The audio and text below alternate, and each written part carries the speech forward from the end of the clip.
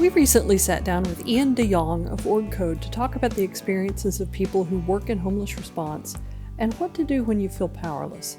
We hope you enjoy the insights he had to share.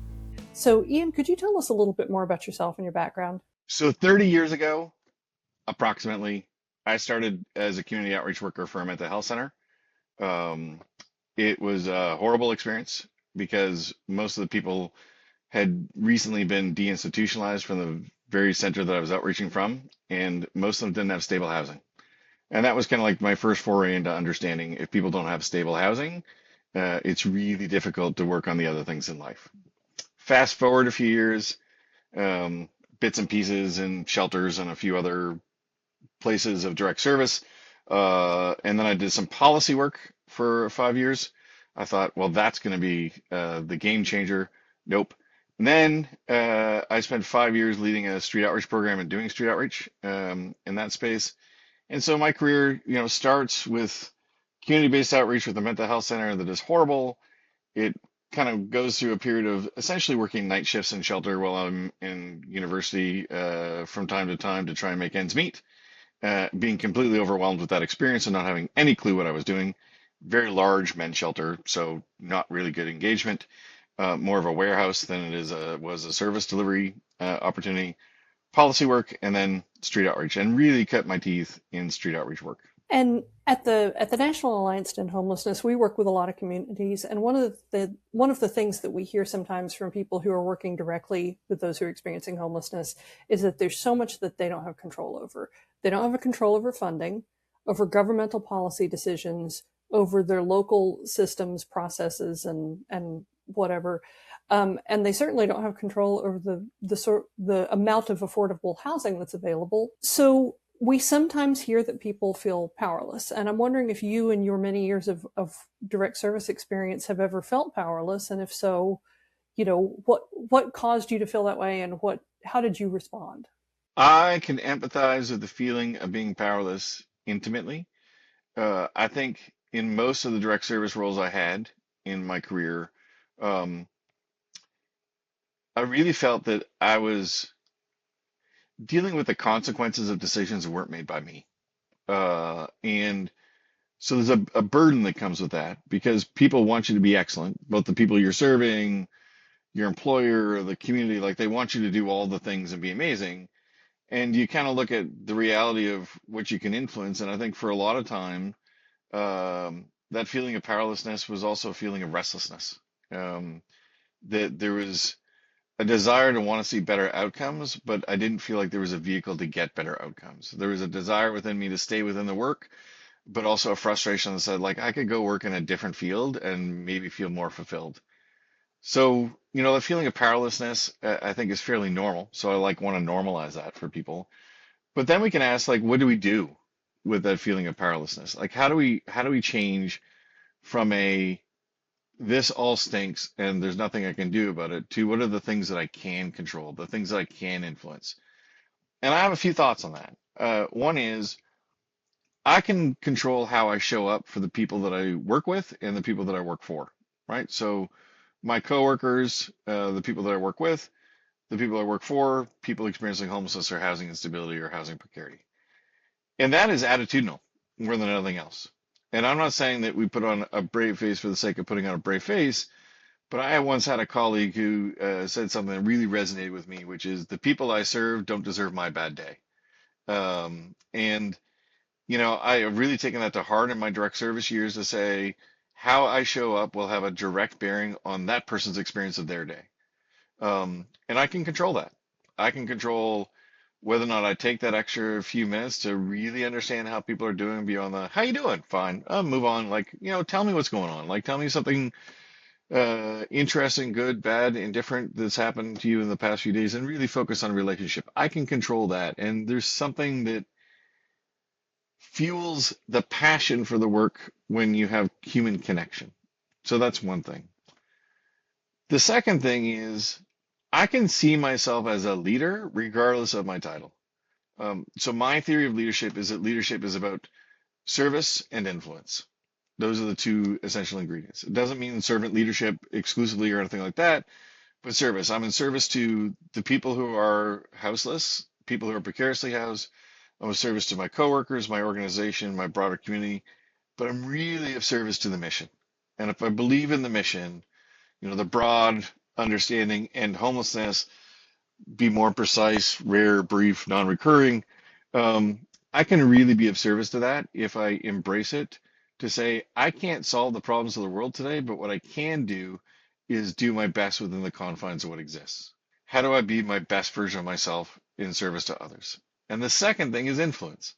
When the world feels heavy and when you feel like you're not getting anywhere, let's really focus on how do we advocate for change. And advocacy for change really kind of has like two different dimensions to it. The most popular one is the protest, the showing up at the meetings, the bringing of the signs, the yelling and screaming, the sit-ins, whatever. Maybe there's a time and place for that, but that's not my gig.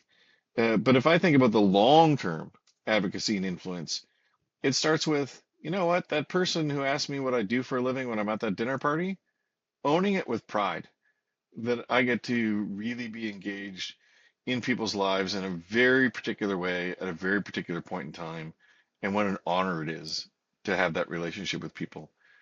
To influence, others that I might engage with, like maybe I play sports or have a place of worship or there's a neighborhood association or other things, but just influencing how other people really think about the issue of homelessness and its solutions. And I think once I learned in my life that influence is an opportunity to actually help me feel better about my role and place in the work, and that I can actually galvanize more allies in the space of feeling less alone. That there's something really uplifting about that, and there's a well of energy that you can kind of draw from when stuff gets hard. One of the things that you said that really stood out to me was about daily actions you can take that can cultivate passion, which then serves as a motivating force. I don't think we always think about passion being a result of actions rather than a motivator for actions. So what are some of the things that you do to keep your passion for this very difficult work alive? So I'm very routine about this, to be honest. That's how I've been able to maintain longevity in the work. So the key thing for me, once a year, I ask myself, why am I doing this?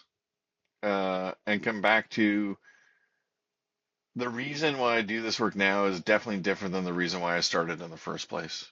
And that if I'm not recognizing that evolution and growth within myself, I'll probably stagnate. And so a very intentional process of that.